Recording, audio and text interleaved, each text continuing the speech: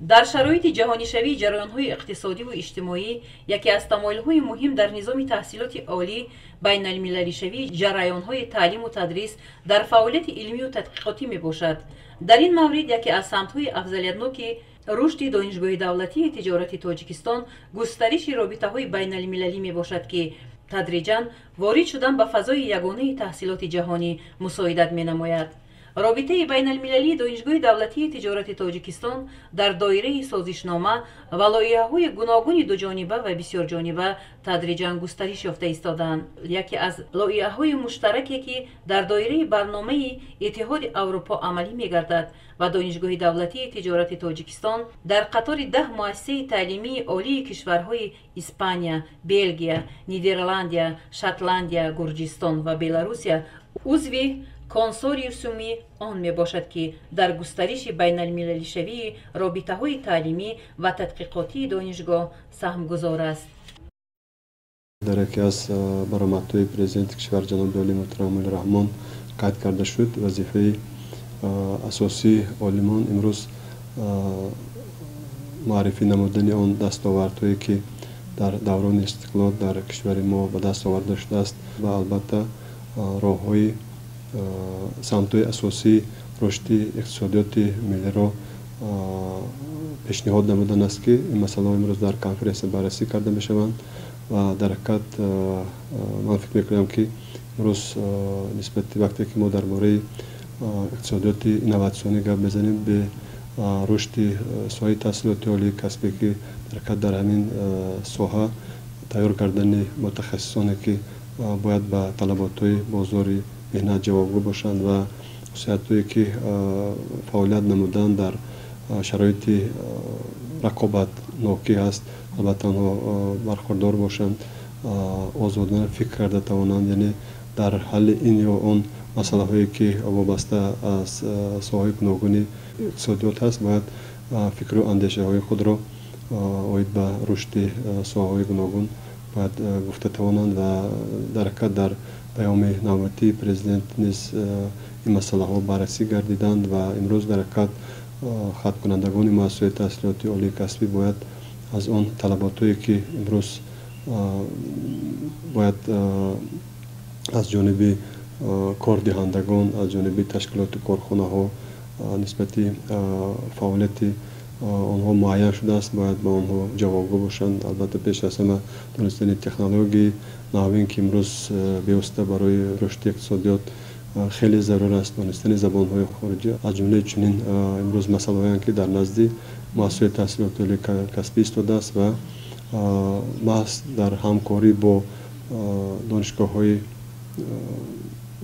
тараққикардаи кишварҳои хориҷа мо ин масъалаҳо баррасӣ мегарданд ва албатта дар доираи он барномаҳое ки имрӯз ҳаст, барномаҳои байналмилалии соҳаи таҳсилот, воситаи баланд бардоштани савияи дониши онҳо, ташкили курсҳои такмили ихтисос, инчунин таҳсили донишҷӯён дар дигар донишгоҳ имконият медиҳад, ки имрӯз хаткунандагони муассисаҳои таҳсилоти олии касбӣ аз ҷумла имрӯз дар донишгоҳи давлатии тиҷорати тоҷикистон низ ба ин масъала аҳамияти аввалин дараҷа дода мешавад ва имрӯз хушбахтона донишҷӯён аз донистани забонҳои англисӣ ва дигар забонҳои хориҷие, ки дар кишварҳои хориҷи дур таҳсили худро давом медиҳанд ва оянда онҳо ҳамчун як мутахассис дар соҳаи гуногуни хоҷагии халқ албатта метавонанд фаъолият баранд ва ба он талаботҳое ки дар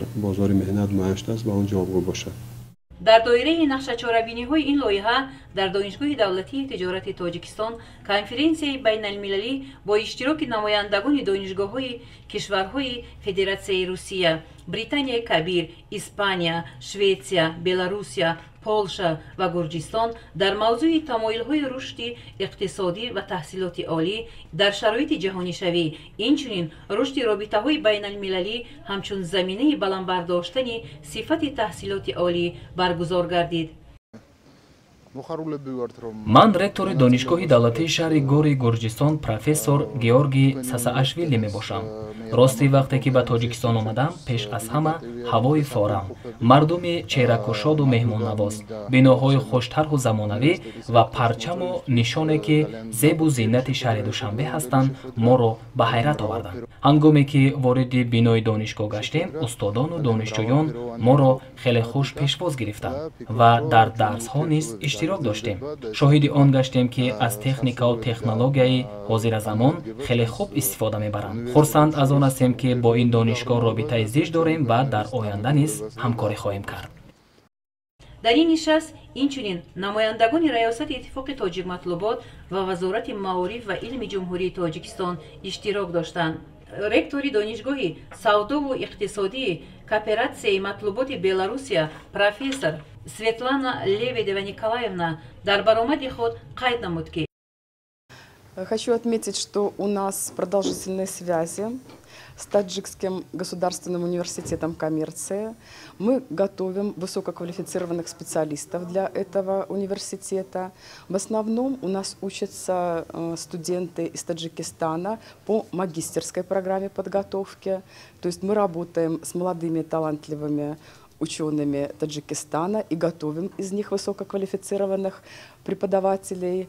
Я хочу отметить, что студенты из Таджикистана отличаются трудолюбием, исполнительностью.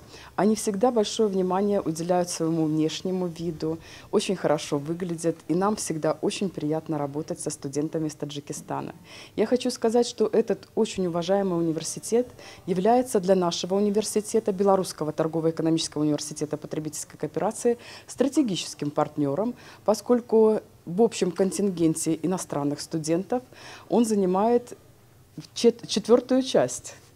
Более 25% студентов из Таджикистана занимают удельный вес в студентах, с которыми мы работаем из других стран.